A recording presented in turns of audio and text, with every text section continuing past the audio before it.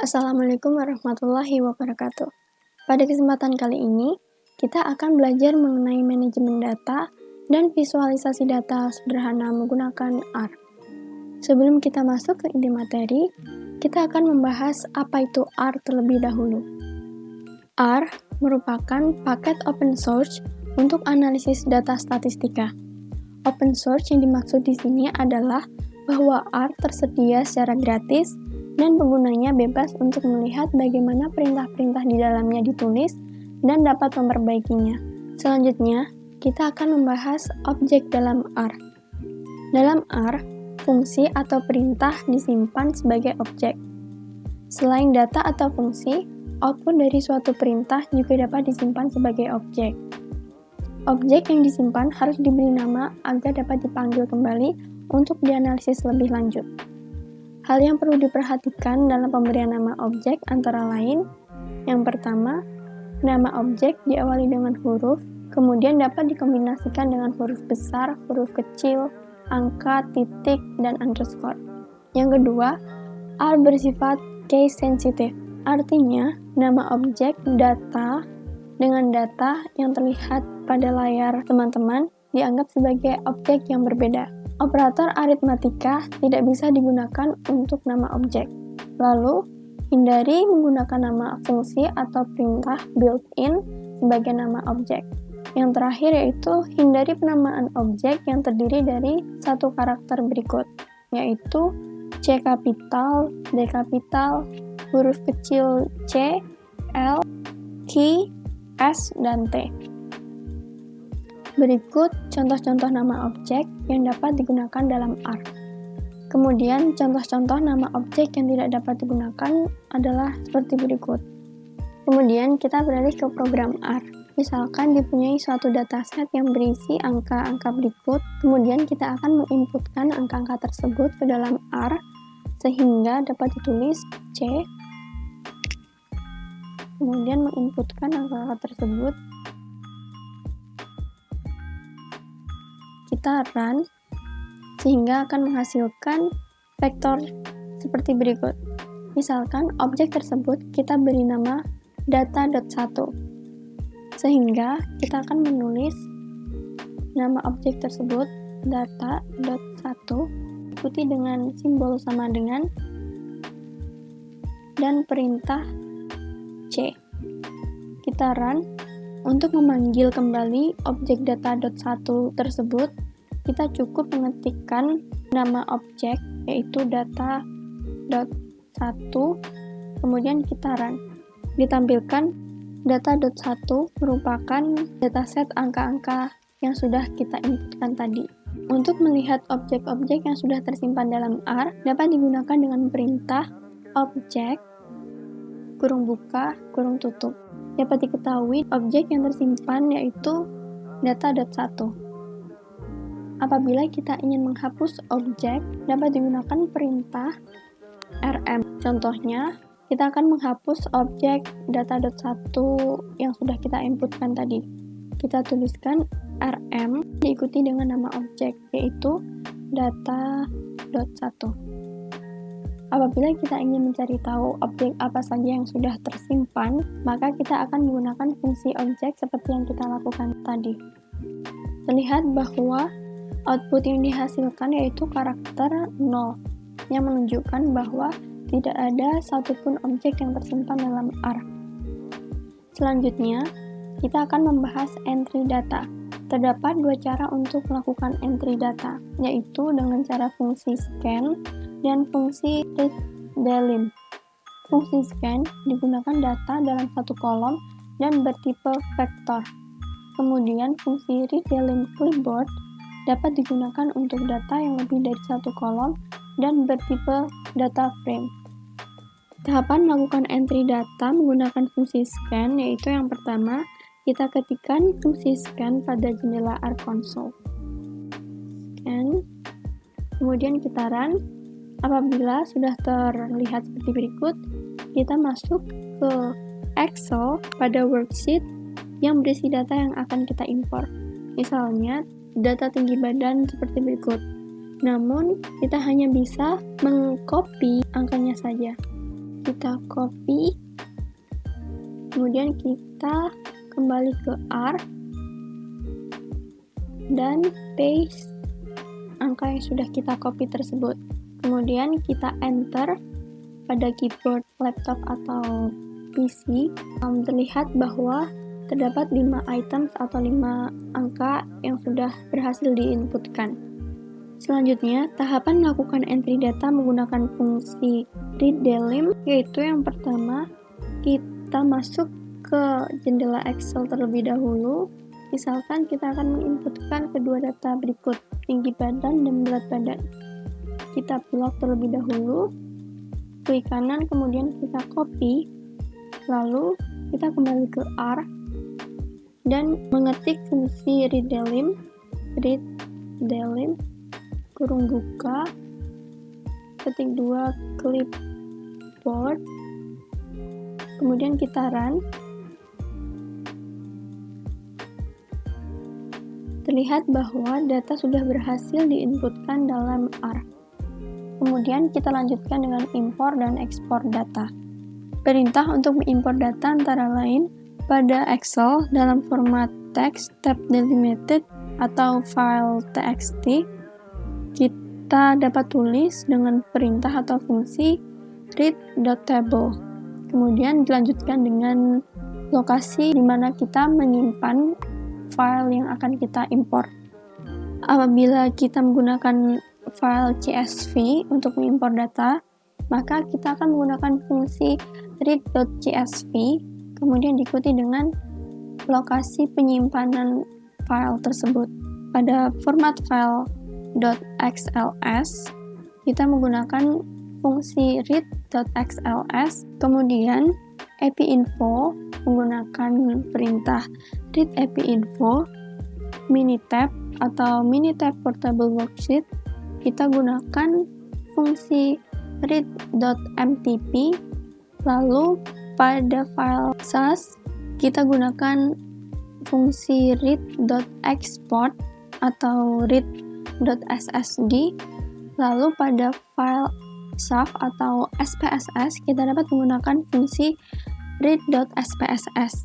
Pada Stata versi 5-8 kita dapat menggunakan fungsi atau perintah read.dta. Untuk mengekspor data, kita dapat menggunakan perintah write.dbf untuk menulis ke dalam format dbf, write foreign untuk menulis ke dalam file text, write.dta untuk melakukan ekspor ke dalam format stata. Misalkan kita akan mengimpor data berikut ke dalam R, maka hal yang dapat kita lakukan yaitu kita melihat terlebih dahulu apa format file dari data yang kita gunakan. Di sini format filenya yaitu menggunakan comma separated values atau CSV, sehingga kita menggunakan fungsi read.csv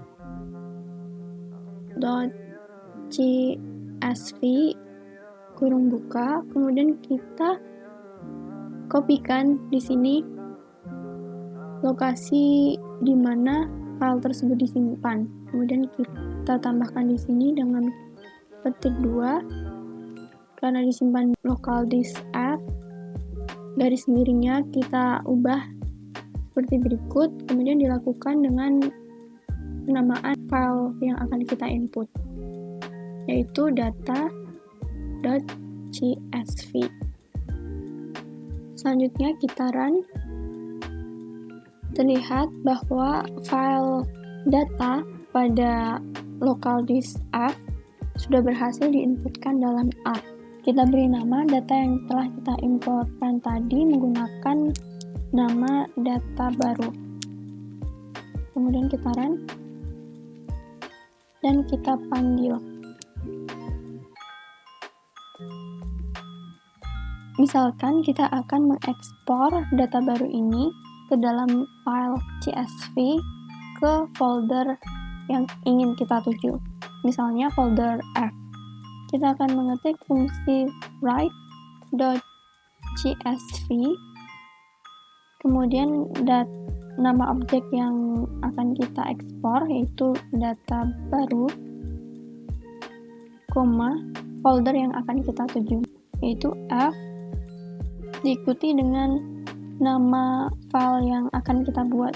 Misalkan kita akan membuat file tersebut dengan nama data baru, lalu diikuti dengan file CSV. Kemudian kita run. Lalu kita cek pada folder F, local disk F, apakah sudah tersimpan atau belum.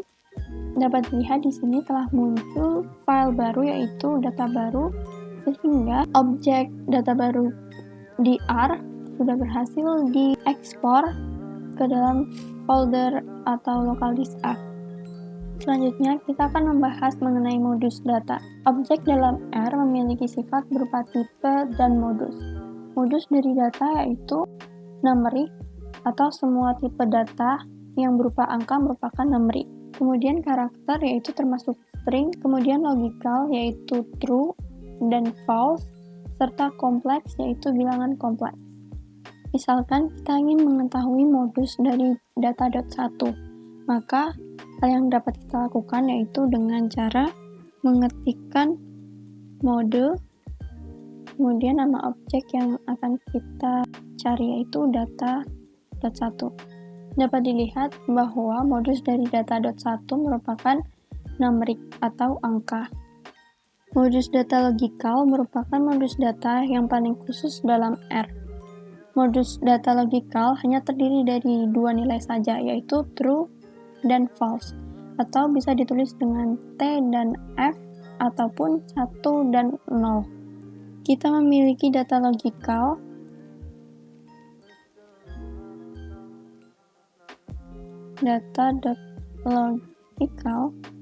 berupa T,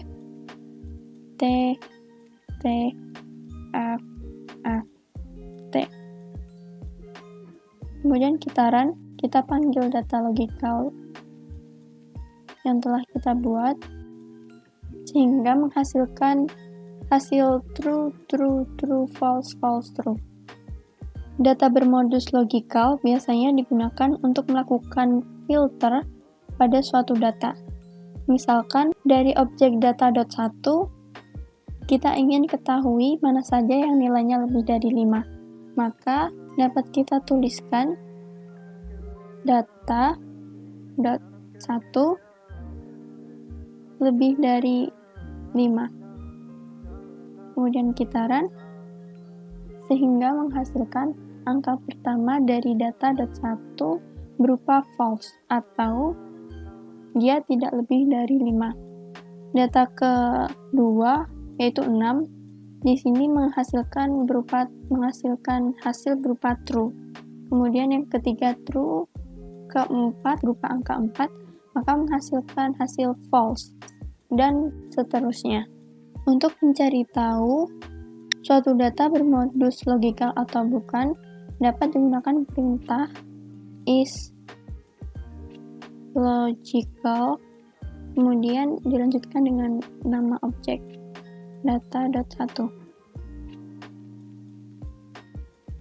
Hasil yang diketahui yaitu false, menandakan bahwa modus objek data.1 adalah numeric atau bukan data logical.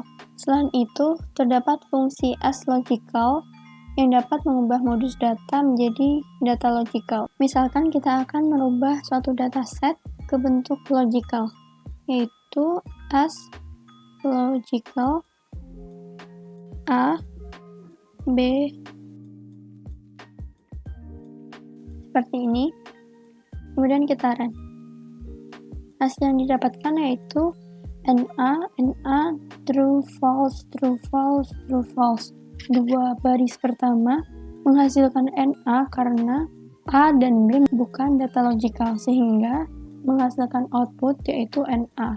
Kemudian apabila kita ingin mengubah data numerik ke data logical, misalnya as logical, kita mempunyai baris angka -10, -1, 0, 1, 2, dan 20.